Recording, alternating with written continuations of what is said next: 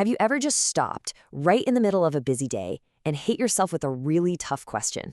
Like, am I actually living or am I just existing?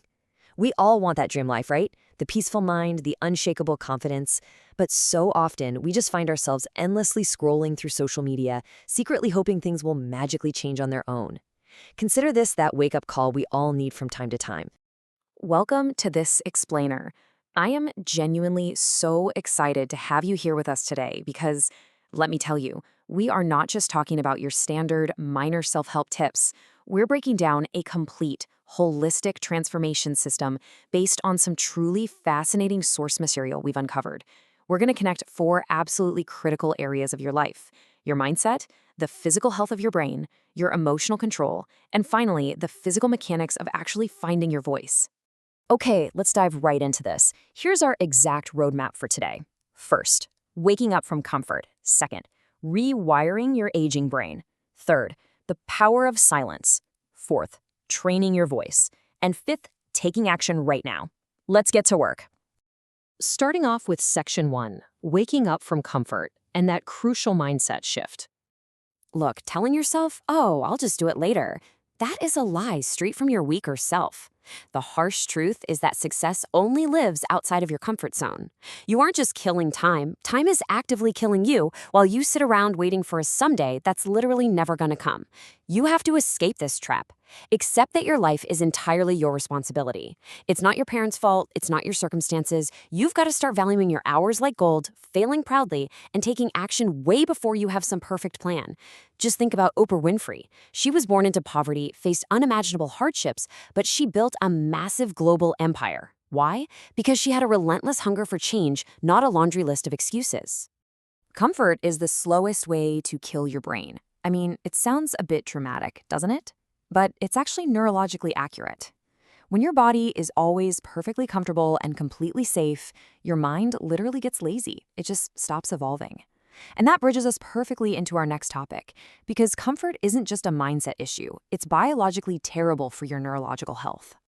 Which brings us to pillar 2, rewiring your aging brain and focusing on neurological health. Here's the thing.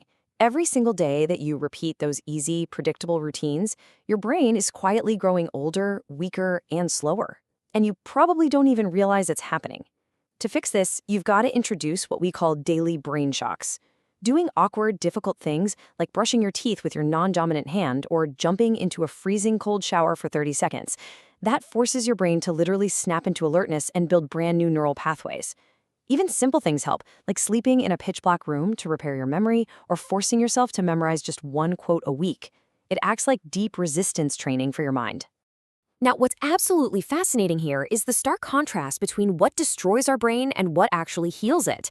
Take our modern addiction to endless scrolling or instantly Googling every single forgotten fact.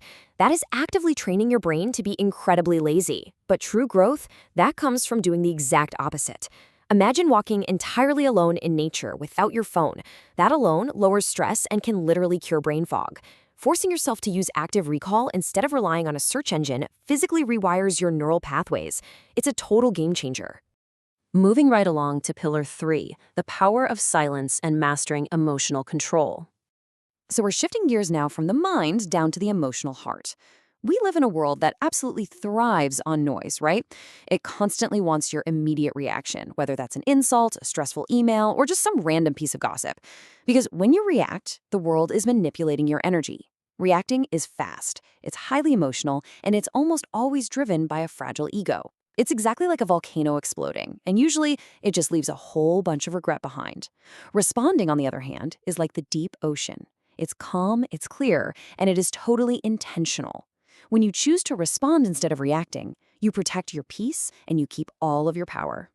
So how do we actually pull this off in real life? You use the 5-second response rule.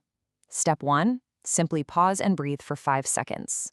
Step 2, let that initial emotion rise up, but stay completely silent.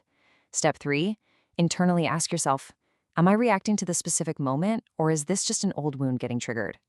And step 4, respond with truth, not emotion. Creating this tiny 5-second gap of space completely kills the ego and keeps you in absolute control of the situation. Because, as it turns out, silence really is a superpower. There's this incredible anecdote from the source material about a calm, older man riding on a super crowded train. Suddenly, this angry, drunk passenger gets on, shouting at people and trying to start fights. Obviously, everyone else panicked or started yelling back. But this old man, he just looked at the guy calmly and spoke with total unbothered peace. And you know what happened?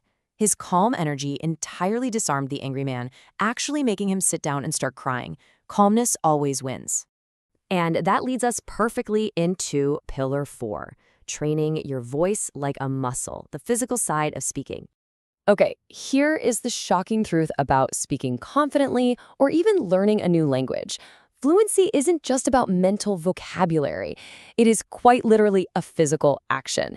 If you're just passively watching videos and hoarding grammar rules, you are going to freeze up the second you actually try to speak. Trying to speak fluently without physically training your mouth muscles is exactly like trying to do a push-up when all you've ever done is read a book about push-ups. There's no way. You actually have to get down on the floor and move. You have to do the physical work. So what's the fix? It's breaking fluency down into a daily 5-minute physical gym routine for your mouth. Literally, you start with a quick warm-up, doing lip rolls and tongue stretches. Then you speak to yourself in the mirror, which sounds silly, but it absolutely kills your fear. Next, you shadow speak by instantly copying audio clips from native speakers. And finally, you run a fluency loop, repeating sentences slowly, then normally, then fast. This physically builds that vital muscle memory so you finally stop freezing up. And when you take this physical training into an actual conversation, you start to realize something really cool.